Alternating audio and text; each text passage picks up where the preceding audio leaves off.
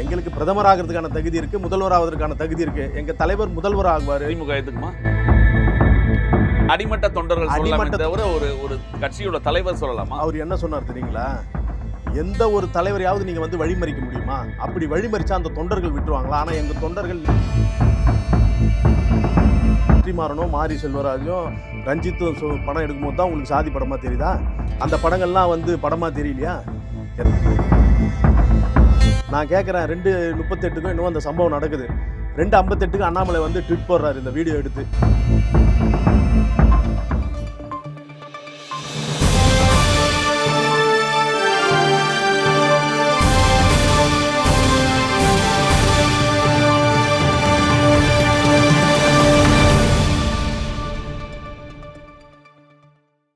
வணக்கம், இது பிரியோ நியூஸின் நேர்காணல் நிகழ்ச்சி. இன்றைய நிகழ்ச்சியில் கலந்து கொண்டு தன்னுடைய கருத்துக்களை தெரிவிப்பதற்காக விடுதலை சிறுத்தைகள் கட்சியிலிருந்து கரிகால் வளவன் அவர்கள் வந்திருக்கிறார்.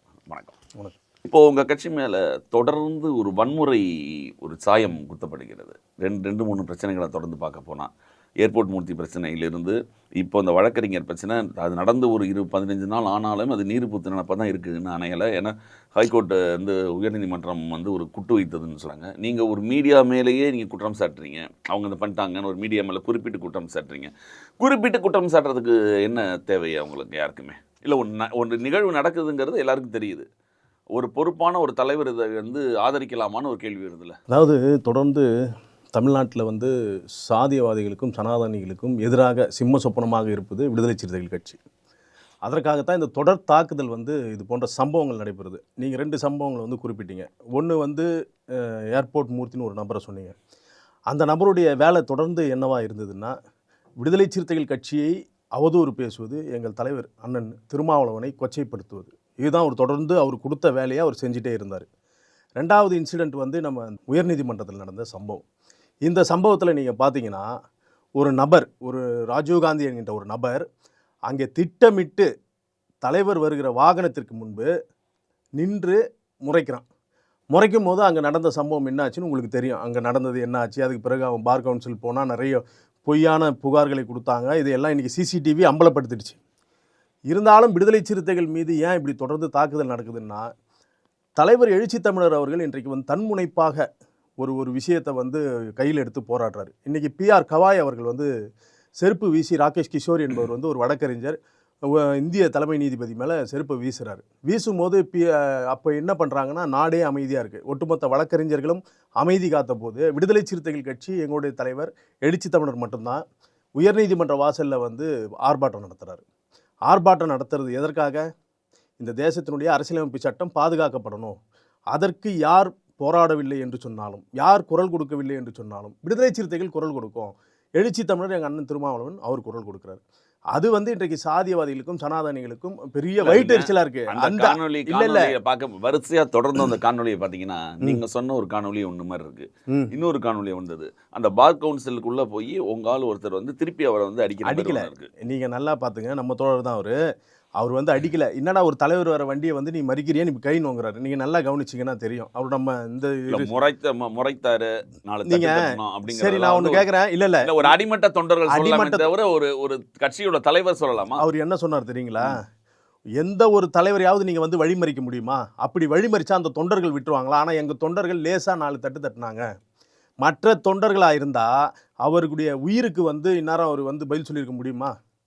மற்ற தலைவருடைய தொண்டர்கள் சும்மா இருந்திருப்பாங்களா? ஆனால் விடுதலை சிறுத்தைகள் ஜனநாயகப்படுத்திருக்கோம். இன்றைக்கி அடுத்த லீடர்ஸ் எல்லாம் வந்து தலைவர்களாக இருக்கிறாங்க. அதனால் வந்து அவனையும் ஜனநாயகப்படுத்தணும். சரி போடா அப்படின்னு சொல்லிட்டு அவனை அனுப்புகிறோம். அவன் ஓடி பார் கவுன்சில் உள்ள போகிறான். நீங்க சொல்றீங்க அந்த வண்டியை தள்ளி விட்டு. இல்லை, போலீஸ் தான். நீங்கள் தலைவர் வண்டியிலேருந்து யாரும் இறங்கலை, தலைவர் கண்ணாடியை இறக்கலை, தலைவர் அடின்னு சொல்லலை, எங்கள்லேருந்து யாரும் வண்டியிலேருந்து போகல. பின்னாடி வந்த பாதுகாப்பு வாகனத்துலேருந்து ஒரு போலீஸ் இறங்கி இது தலைவர்னு சொல்கிறாரு. யாராக இருக்கட்டும் கண்ணாடியை இறக்குன்றாப்புல. கண்ணாடியை இறக்குன்னு ஒருத்தன் சொல்லும் போது பின்னாடி இருக்கிற தொண்டர்கள் என்ன பண்ணுவாங்க? நீங்கள் ஒரு விஷயத்தை நல்லா புரிஞ்சுக்கணுங்க. தலைவராக அவரை பார்த்தா பரவாயில்ல, எல்லோரும் வந்து அவர் குடும்பத்தில் ஒருவரா, எங்களுடைய தாய்க்கு நிகராக வந்து பார்க்கறது. அதனால் வந்து இல்லை, அதுதான் அந்த எமோஷனல்ல 4 தட்டு தட்டுறாங்க. அப்போ கூட பெரிய அடி கிடையாது. நீங்க வந்து பெருசா ஓங்கி அரைஞ்சி பெல்ட் போட்டுலாம் உள்ள நீங்க அதுதான் சிசிடிவி ஃபுட்டேஜ் பாருங்க. இப்போ வந்திருக்கு 2 நாளாக வந்து இணையதளத்தில் பரவலாக போயிட்டுருக்குல்ல, அதில் வந்து அவர் போய் நிற்கிறாரு, ஒரு இடத்துல ஒரு ஃபார்ம் ஃபில்அப் பண்ணுறாரு, கால் மேலே கால் போட்டு உட்காந்துட்டு இருக்கிறாரு, நல்லா நடக்கிறாரு, போகிறாரு வராரு, அங்கே இருக்கிற எல்லார்ட்டையும் பேசுகிறாரு. அப்புறம் போலீஸ் வருது. போலீஸ் வந்து உன்னை விசாரிக்கணும்னு கூப்பிடும்போது தான் ஸ்டேஷனில் போய் மழை கழிச்சு விடுறாரு. அவர் அப்படியே எனக்கு மயக்கமாக இருக்குது, கேராக இருக்குது, கழுத்தில் அடிச்சிட்டாங்க, அதில் அடிச்சிட்டாங்க அப்படின்ட்டு. அப்போ திட்டமிட்டு இதை வந்து சதி செய்கிறாங்க. நான் ஒன்றே ஒன்று கேட்குறேன் வெளிப்படையாகவே, தலைவருடைய கார் வருது, அதுக்கு முன்னாடி வந்து அவன் வந்து இப்படி கையை வந்து இப்படி காட்டுறாப்படி, வீடியோ எடுங்கன்னு சொல்லிட்டு. அது யாரை வீடியோ எடுக்க சொல்கிறாப்புல? இல்லை, இவ்வளோ பேர் இருக்கீங்க, முன்னால் எஸ்கார்ட் வண்டி இருக்குது, உங்களுடைய அவருடைய தொண்டர்களே இவ்வளோ பேர் கூட இருக்கீங்க, தம்பிகள் எல்லாமே இருக்கீங்க. இதை மீறியா அவருக்கு பாதுகாப்பு இல்லாமல் அவருக்கு ஒரு தனியாக ஒரு மனிதர் அடிக்க வந்துடலாம்? தோழர் நல்லா ஒன்று புரிஞ்சுக்கணும். இப்போ ஜனவரி கிட்ட வந்து பார் கவுன்சில் எலெக்ஷன் வரப்போகுது தோழர். அப்போது இங்கே பார் கவுன்சிலில் வந்து ஏற்கனவே அமுல்ராஜ் இருக்கிறாரு. இப்போ அமுல்ராஜ் வீழ்த்தப்படணும். இருக்கிற தலித்துகள் யாருமே வந்து திரும்பி பார் கவுன்சிலில் வரக்கூடாது. அப்போது யாருன்னா ஒரு சாதியவாதி இல்லை சனாதனவாதி பிஜேபி ஆர்எஸ்எஸ்லேருந்து யாருன்னா ஒருத்தர் தேர்ந்தெடுப்பாங்க. அதற்கு இந்த நபரை வந்து திட்டமிட்டு அவங்க வந்து முன்னாடி அனுப்பிச்சிருப்பாங்க. இதான் நடக்கிற சம்பவம். இதுக்கு ஆர்எஸ்எஸ் உடந்தையாக இருக்குது, பிஜேபி உடந்தையாக இருக்குது. நான் கேட்குறேன், 2:38க்கும் இன்னும் அந்த சம்பவம் நடக்குது. 2:58க்கு அண்ணாமலை வந்து ட்வீட் போடுறாரு இந்த வீடியோ எடுத்து. அவ்வளோ சீக்கிரம் வந்து இன்னைக்கெல்லாம் உங்களுக்கு இணையதளம்லாம் அவ்வளோ ஃபாஸ்ட்டாக இருக்குது. நீங்கள் அப்போ இந்த ஒரு காலம்னா நீங்கள் சொல்கிறது இந்த காலத்தில் எப்படி சொல்லுவீங்க? அண்ணாமலை போட்டது வாகனத்துக்கு முன்பு இருந்து வர வீடியோ. அந்த வீடியோ யாருமே எடுக்கல. நீங்கள் எங்கே தோழரும் எடுக்கல, அங்கே மீடியா இல்லை, யாருமே இல்லை. ஆனால் அந்த வீடியோவை யார் எடுத்தது? வாகனத்திற்கு முன்பு நின்று ஒருத்தர் வீடியோ எடுக்கிறாங்க. அந்த வீடியோ எப்படி அங்கே வந்தது? அப்போது உடனடியாக வந்து அது அண்ணாமலை வந்து ட்வீட் பண்ணுறாரு. உடனடியாக வந்து அது பாலிமர் வந்து செய்தியாக போடுறாங்க அடுத்த நிமிஷமே. அப்போது இதெல்லாம் திட்டமிட்டு செய்தார்களோ என்ற ஒரு எண்ணம் எங்களுக்குள்ளே இருக்குது. இதுக்கு விசாரணை நடத்த சொல்லி அண்ணாமலை சொல்கிறாரு, அப்படி நிரூபித்தால் நான் அரசியலை விட்டே விலக தயாருங்கிறாரு. அவர் எத்தனை பொய்யை சொல்லியிருக்காரு, அதோட இது ஒரு பொய்ன்னு வச்சிங்களேன். ஏற்கனவே சொல்லியிருக்காரு 20,000 புத்தகம் படிச்சேன்னாரு. ஒரு மனிதன் வந்து 20,000 புத்தகம் அவர் அதாவது ஒரு ஐஏஎஸ் அதிகாரி 20,000 புத்தகத்தை படிச்சுட்டு இருப்பாரா, இல்லை வந்து அவர் காவல்துறையில் வந்து குற்றவாளிகளை கண்டுபிடிச்சிட்டு இருப்பாரா? ஒரு புத்தகம் வாசிக்கிறதுக்கு எத்தனை நாள் ஆகும்? ஒரு நாள் வச்சிங்க ஒரு புத்தகத்துக்கு. அப்போது 20,000 புத்தகத்துக்கு எத்தனை நாள் வரும்? நீங்கள் கணக்கு போட்டுங்க. அப்போ வாயை திறந்தால் போய், வாயை திறந்தால் நான் வந்து இத்தனை குற்றவாளிகளை 2000க்கும் மேற்பட்ட குற்றவாளிகளை பிடிச்சேன்னு சொன்னார். அதற்கான ஆதாரத்தை காட்ட சொல்லுங்கள். அப்போது எல்லாமே அவர்கள் வந்து அந்த அண்ணாமலையாக இருக்கட்டும், அதை சார்ந்த அமைப்புகளாக இருக்கட்டும், ஆர்எஸ்எஸ், பிஜேபி, மற்ற இயக்கங்கள், அதோட துணை அமைப்புகள் அத்தனையுமே வந்து பார்த்தீங்கன்னா வாயை திறந்தால் பொய் பேசுவதே சொல்கிறீங்க. ஆனாலும் உங்களெல்லாம் மீறி இன்னும் பிஜேபி வளர்ந்துட்டு தானே இருக்குது. அது நீங்கள் தேர்தலில் பார்ப்பீங்க. மக்கள் வந்து சும்மா நீங்கள் போஸ்டர் பேனரை வச்சு யாரும் வளர்ந்துட்டாங்கன்னு சொல்ல முடியாதுங்க. மக்கள் வந்து தெளிவாக இருக்கிறான். கடந்த முறை வந்து 4 நமது 40 நமதேன்னாங்க. அது சொன்னாங்களா இல்லையா? 40 நாம் வந்து வெற்றி பெறுவோம், அதனால் வந்து நீ பிஜேபி இங்கே கால் ஊண்டிடுச்சின்னு சொன்னாங்க. ஆனால் இங்கே என்ன ஆச்சு? திமுக 40 வெற்றி பெற்றது. அப்போ அதுக்கு என்ன பதில் சொல்கிறீங்க? மக்கள் வந்து சரியான நேரத்தில் சரியான முடிவு எடுப்பாங்க. மக்கள் தான் எங்களுடைய எஜமானர்கள். நீங்கள் எல்லாரும் துணை முதல்வர்னு நீ சொல்லிக்கிட்டு இருக்கீங்க, நான் பிரதமராதுக்கு பேசிக்கிட்டு இருக்கேன் அப்படின்னு உங்கள் தலைவர் இதில் சொல்கிறாரு. ஆனால் அந்த அதிகாரத்திற்கு இன்னும் உங்களுக்கு வழங்கப்படாததுக்கு என்ன காரணம்? அதிகாரம் அப்படிலாம் இல்லை. மோடிக்கு என்ன தகுதி இருக்குது பிரதமர் ஆகிறதுக்கு? அதை விட கூடுதல் தகுதி எங்களுடைய தலைவர் அண்ணன் திருமாவளவனுக்கு இருக்குது. மோடியை விட 100 மணி நீங்கள் இருக்குது. ஆனால் 4 சீட்டு 5 சீட்டுன்னு வந்த சீட்டு கணக்கு விட்டுருங்க. எலக்ட்ரல் பாலிசி அவர் சொன்னது அப்படி இல்லை. நான் தேர்தல் நின்று வெற்றி பெறுவாப்ல. பிரதமர் ஆவதற்கான தகுதி இருக்குன்னு சொன்னார். அந்த தகுதி என்னிடம் இருக்குது. நான் அதற்கான கல்வியை கற்றிருக்கிறேன், அதற்கான பங்களிப்பை செய்திருக்கிறேன். நான் 30 ஆண்டு காலம் 35 ஆண்டு காலம் இந்த மக்களுக்காக உழைத்திருக்கிறேன். எனக்கு பிரதமராவதற்கு தகுதி இருக்குது. ஏதோ சாதாரணமாக நீங்கள் துணை முதல்வர்ன்றீங்க. ஒரு விளிம்பு நிலை மக்கள்ல இருந்து ஒருத்தன் துணை முதல்வர் மட்டும்தான் ஆகணுமா?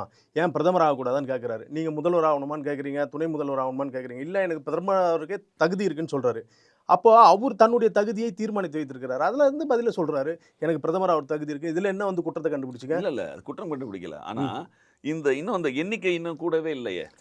மீண்டும் அந்த எண்ணிக்கையிலே வரும்பொழுது நான் என்ன கேட்குறேன்னா, மோடி எண்ணிக்கையின் அடிப்படையில் வரல. அவர் ஒரு குஜராத் முதல்ல ஒரு கலவரத்தை ஏற்படுத்தினார். அந்த கலவரத்திலே மிகப்பெரிய ஜாம்பவானாக காட்டினார். ஆர்எஸ்எஸ் அவரை தன்னுடைய பிள்ளை போல் பாவித்தது. ஆர்எஸ்எஸ் என்ன நினைத்ததோ அதை மோடி செய்தார். அது வந்து நீ குஜராத் கலவரத்தை மோடி தலைமையில் தான் நடந்தது நீங்கள் அந்த மாநிலத்தில். அதிலிருந்து இவர் பாராட்டப்பட்டு, இவர் என்ன அத்வானியை ஓரங்கட்டப்பட்டு அதிலிருந்து மோடி வந்தார். ஜனநாயக ரீதியாக நாங்கள் போராட கண்டிப்பாக ஒரு நாள் பிரதமராக போகிறோம். அதாவது சர்வாதிகாரத்துக்கு எதிராக ஜனநாயக ரீதியாக போராட. நீங்கள் துணை முதல்வர்னு சொன்னாலே இங்கே பிரச்சனை வந்துடுது. இங்கே தமிழ்நாட்டை பொறுத்த வரைக்கும் அதெல்லாம் சொல்கிறவன் சொல்லுவான். துணை முதல்வரையும் எங்களுக்கு ஆசை இல்லை. இன்றைக்கும் சொல்கிறோம், எங்களுக்கு பிரதமர் ஆகிறதுக்கான தகுதி இருக்குது, முதல்வர் ஆவதற்கான தகுதி இருக்குது. எங்கள் தலைவர் முதல்வர் ஆகுவார். திமுக ஏற்றுக்குமா? அவங்க ஏன் ஏற்றுக்கணும்? அவங்க ஏங்க ஏற்றுக்கணும்? திமுக நம்பியா கட்சி ஆரம்பிச்சோம். சரி, நாங்கள் என்ன கேட்குறோம், விடுதலை சிறுத்தைகள் ஸ்டாலின் அவர் முதல்வரோட வச்சு நாங்கள் வந்து கட்சி ஆரம்பிச்சோமா? அப்படிலாம் இல்லை. நாங்கள் தனியாக கட்சி ஆரம்பித்தோம். இந்த மக்களுக்கான போராட்டத்தை தொடர்ந்து செஞ்சுட்ருக்கோம். 30 ஆண்டுகளுக்கு மேலாக தன்னுடைய அத்தனை சக்தியும் இளமையும் தொலைச்சிட்டு வந்து போராடிட்டு இருக்காரு. மறைமுகமா நீங்களும் பிஜேபியோட கூட்டணி வச்சிருந்தீங்க ஒரு காலத்துல. அது மறைமுகம்லாம் இல்லை. அவங்க வந்து காமன் மினிமம் ப்ரோக்ராம் போட்டு கலைஞர் அவருடைய ஆட்சி காலத்தில் செஞ்சாங்க. நாங்கள் திமுகவோட தான் கூட்டணி இருந்தோம் அந்த நேரத்தில்.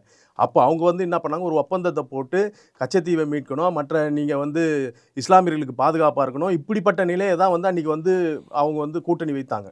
அன்றைக்கி வாஜ்பாய் காலம் வேறு, இன்றைக்கி மோடி காலம் வேறு. இன்றைக்கி இருக்கிற ஆர்எஸ்எஸ் அன்றைக்கி இருந்த முகம் வேறு, இன்றைக்கி இருக்கிற முகம் வேறு. அதாவது வாஜ்பாயை கூட ஒரு சிறந்த தலைவர்னு சொல்லுவாங்க. அத்வானியையும் மோடியையும் வந்து மிக கொடூரமான தலைவர்னு சொல்லுவாங்க. அந்த கொடூரமான முகம் தான் இன்றைக்கி மோடி. அந்த கொடூரமான முகத்தின் வெளிப்பாடு தான் பல மாநிலங்களில் வந்து இன்றைக்கி இஸ்லாமியர்களுக்கு, சிறுபான்மை மக்களுக்கு பாதுகாப்பு இல்லை, தலித்துகளுக்கு பாதுகாப்பு இல்லை.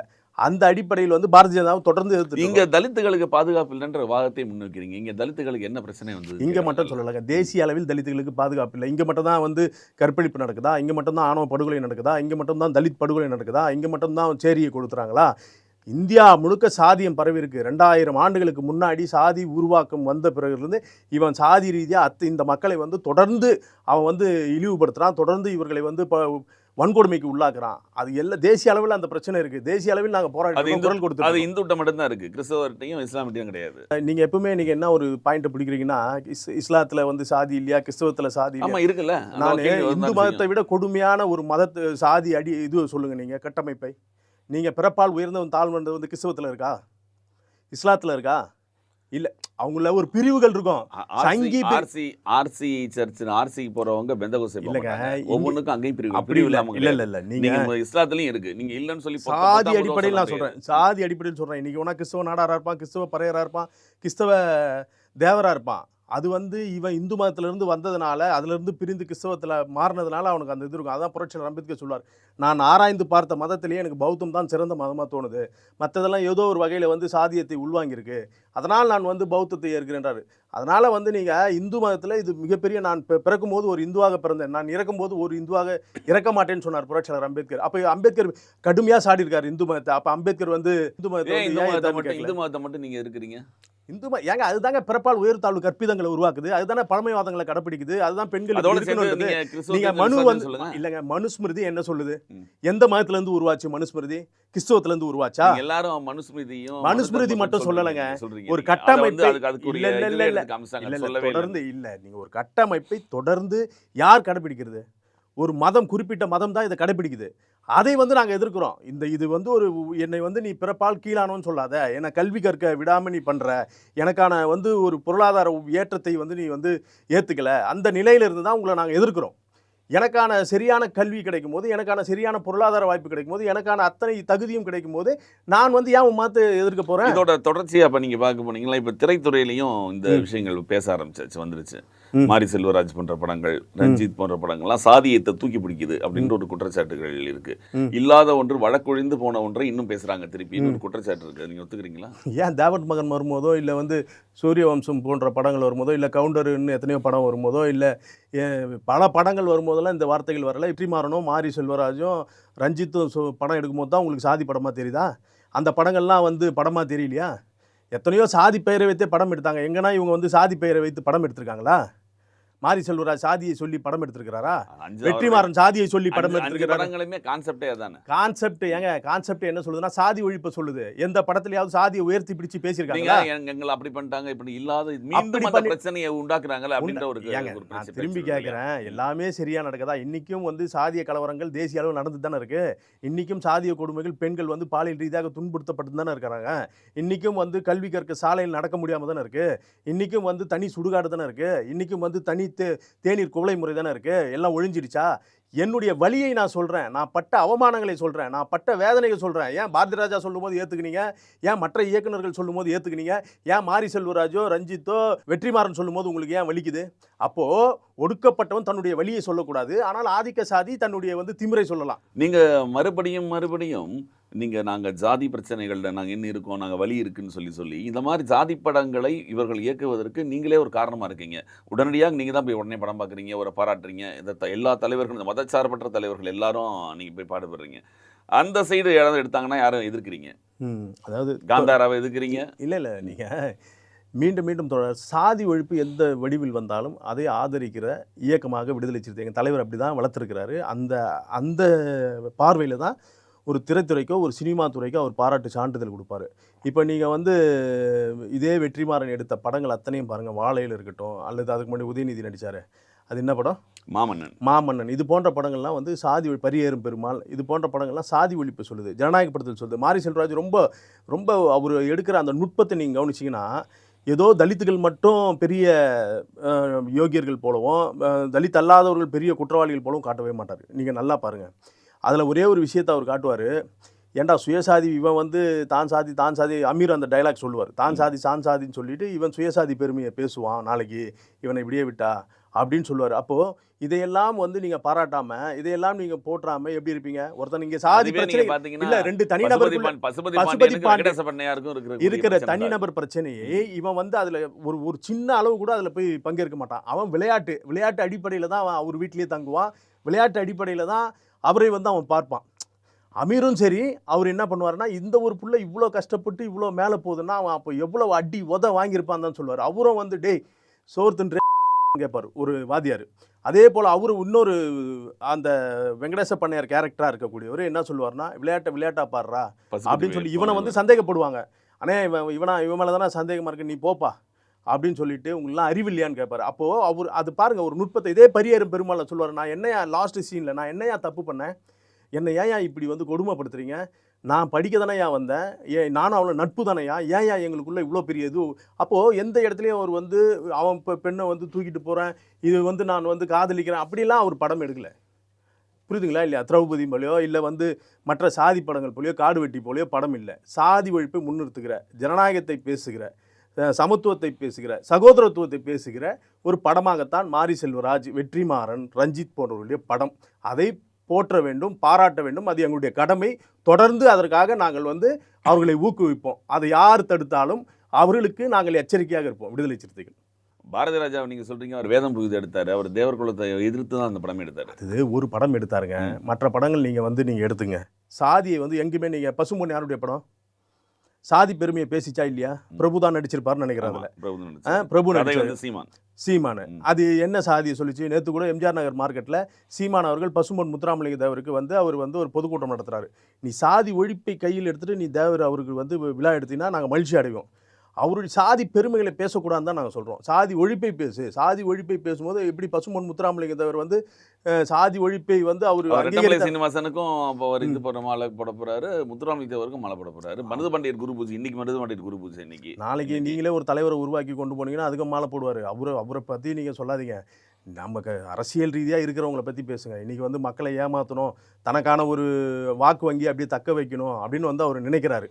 இந்த வாக்கு வங்கி அவர் தக்க வைக்கிறதுக்காக என்ன பொய்யை ஒன்றா பேசிட்டோம். ஆனால் நாங்கள் அப்படி இல்லை, மக்களை அரசியல்படுத்துகிறோம், ஜனநாயகப்படுத்துகிறோம். இங்கே இருக்கிற சாதியை வந்து தூக்கி பிடிக்கக்கூடாது, அதை வந்து தகர்த்தெறியணும். அதற்கான போராட்டம் இருக்கும். சனாதனம் இன்றைக்கு மிகப்பெரிய அளவில் தேசிய அளவில் பெரிய பாதிப்பு ஏற்படுத்துது. அரசியலமைப்பு சட்டத்திற்கு அது வந்து மிகப்பெரிய ஆபத்து இருக்குது.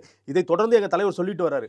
அந்த பணியை தான் நாங்கள் செய்கிறோம். நீங்கள் பார்த்தீங்கன்னா உங்களுக்கு தெரிஞ்சிருக்கும் இல்லையா, சபாநாயகர் தனபால் இருந்தார்ல ஜெயலலிதா அவங்களுடைய காலகட்டத்தில், அவர் வந்து தாழ்த்தப்பட்ட சமூகத்தை சேர்ந்தவர் தான். அவரை சபாநாயகர் ஆக்கினாங்க. அதுக்கப்புறம் உணவுத்துறை அமைச்சர் ஆக்கினாங்க. ஏன்னா ஒரு சின்ன விஷயம் இது வந்து திமுக அதுமாதிரி எத்தனை பேர் பண்ணுறாங்கன்னு ஒரு கேள்வி வரும்ல. நான் உடனே சொல்லட்டுமா? காமராஜர் கூட தான் பரமேஸ்வரன் வந்து இந்து அறநிலையத்துறையில் வந்து அமைச்சராக்கலான்னு. எல்லாம் வந்து நீங்கள் ஒரு மாற்றத்தை மெல்ல மெல்ல வந்து கடைபிடிக்கணும். நீங்கள் வந்து எங்கோ ஒரு தனபால், எங்கோ ஒரு பரமேஸ்வரன், எங்கோ ஒரு ராஜா அப்படி இல்லை. நாங்கள் என்னென்னா இந்த மக்கள் பெரும்பான்மை மக்கள் காலங்காலமாக வந்து இவங்க வந்து அடிமைப்படுத்தப்பட்டிருக்காங்க. அந்த மக்கள்லேருந்து பல தலைவர்கள் வந்தால் தான் இந்த ஒட்டுமொத்த சமூகத்துக்கு பெரிய மாற்றத்தை ஏற்படுத்த முடியும். அதுதான் நான் ஆரம்பத்தில் சொன்னப்போ தான் கல்வி, வேலைவாய்ப்பு அனைத்திலும் இந்த மக்களுக்கு பொருளாதாரத்திலும் பெரிய ஒரு மாற்றத்தை ஏற்படுத்தும் போது இந்த மக்கள் வந்து இடஒதுக்கீடு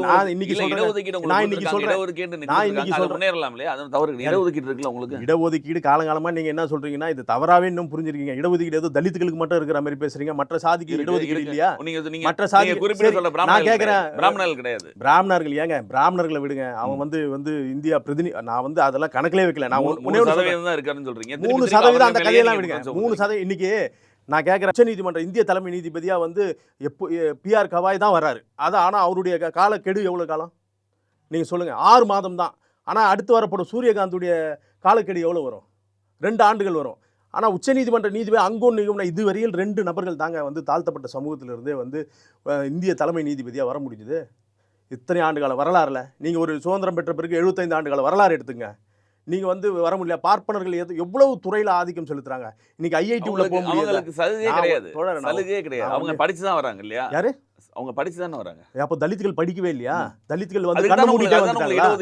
நான் கேட்கிறேன், தலித்துகள் வந்து கண்ண மூடிட்டே வந்துட்டாங்களா? குறிப்பி பிராமணர்களை தவிர சொல்றதா நான் கேட்கிறேன். இந்த வார்த்தையை குறிப்பிட்டு 3% பார்ப்பனர்களை நீங்க சொல்றீங்க. பார்ப்பனுடைய ஆதிக்கம் என்பது இன்றைக்கு நேற்றைக்கு இல்லைங்க. நான் 2000 மனு என்னைக்கு உருவாச்சோ, மனுஸ்மிருதி என்னைக்கு உருவானதோ அன்னையிலிருந்து பார்ப்பனுடைய ஆதிக்கம் நீங்க வேதங்கள்ல இருந்து புராணங்கள்ல இருந்து இதிகாசம் இவன் என்ன சொல்ற கதைகள்ல மனிதனை வந்து என்ன கட்டமைப்பை உருவாக்கினா அடுத்த முன்னேற்றத்துக்கு போனானா? சீனா மாரி ஒரு புதிய திட்டத்தை உருவாக்கினானா? இல்லை வந்து ஜப்பான் போல ஒரு பெரிய மாற்றத்தை ஏற்படுத்தணும்னு நினைச்சானா? இல்லையே. இவனுடைய பழமைவாதத்தை சொல்லி சொல்லி சொல்லி சொல்லி கடவுளுடைய கற்பிதங்களையும் சாதியுடைய கற்பிதங்களையும் சொல்லி சொல்லி தானே அந்த மக்களை மீண்டும் மீண்டும் இந்த நிலைக்கு வச்சிருக்கான். இந்தியா இன்னும் பெரிய பொருளாதாரத்தை ரீதியாக வந்து சீனா முன்னேறிட முடியுமா? பக்கத்தில் இருக்கிற அண்டை நாடு குட்டி நாடு இல்லையா? பக்கத்துல இருக்கிற குட்டி நாடு பாகிஸ்தான் மோதுறதே வந்து நம்ம பெரிய சவாலா இருக்கு. புரியுதுங்களா இல்லையா? அப்போ எந்த அளவுக்கு நம்முடைய பொருளாதார பாகிஸ்தான் ஆதரிக்கிற நிலைமை இருக்கு இல்லையா? ஆதரிக்கிற நிலைமையில சொல்ல தோழர், நீங்க மீண்டும் மீண்டும் தவறான ஒரு தோற்றத்தை உருவாக்க கூடாது. அதுவே பெரிய சவாலா இருக்கு. நாளைக்கு சீனா போன்ற அருணாச்சல பிரதேசங்களை வந்து அவங்க வந்து அபகரிச்சிருக்கிறாங்க. அப்ப அவர்கள் படையெடுத்தா வந்து இந்தியா தாங்குமா? புரியுதுங்களா இல்லையா? அப்போ அதற்கான திட்டங்களை நீ எப்படி உருவாக்கணும்னா அதற்கான கல்வி முறையை உருவாக்கணும். அதற்கான பொருளாதார ரீதியான முறையை வந்து அனைத்து தரப்பு மக்கள்கிட்டையும் வந்து நீ சொல்லி வளர்க்கணும். அடுத்து வர பிள்ளைங்களை என்ன நிலைக்கு உருவாக்குறீங்க? நீ வந்து பிள்ளையாருடைய வரலாறு தெரியுமா? நீ கிருஷ்ணனுடைய வரலாறு தெரியுமா? நீ ராமாயணம் தெரியுமா? இதுதான் சொல்லி வளர்க்குறீங்க. அவனுக்கு வந்து நீங்கள் சீனா போன்ற பெருஞ்சுவரை வந்து வரலாறு சொல்லியிருக்கீங்களா? இல்லை வந்து அவனுக்கான தொழில்நுட்ப வரலாறு சொல்லியிருக்கீங்களா? கிறிஸ்துவ சொல்லி வளர்க்குறாங்க. அல்லாஹ் கிறிஸ்துவ சொல்லி வளர்க்குறாங்க. பெரும்பான்மை மதம் இந்தியாவில் எதுங்க? பெரும்பான்மை மக்கள் யார்? இந்துக்கள். நான் அந்த மதத்தில் இருக்கிறேன், என்னுடைய மதத்தில் இருக்கிற குறைகளை நான் சுட்டி காட்டுவேன். நான் மதம் மாறினால் அப்போ நீங்கள் ஏங்க உங்கள் மதத்தில் இருந்து இந்த மதத்தை குற்றம் சாட்டுறீங்கன்னு சொல்லலாம். நான் இந்த மதத்தில் இருக்கிறேன், என்னை இந்துன்னு சொல்கிறேன், நான் இந்து ஆதி திராவிடன்னு சொல்கிறேன். நான் இந்து ஆதி திராவிடர் இருக்கிற நான் என்னுடைய மதத்தில் இருக்கிற குறைகளை நான் கேட்பேன், இறுதி வரை கேட்பேன். மிக்க நன்றி. தமிழக அரசியல் சூழல் மற்றும் தேசிய அளவில் உங்களுடைய அரசியல் சூழல்கள் பற்றி எங்கள் விவாதத்திற்கு மிக்க நன்றி. நிகழ்ச்சியில் வந்து கலந்து கொண்டு தங்கள் மேலான கருத்துக்களை தெரிவித்ததற்கு நன்றி.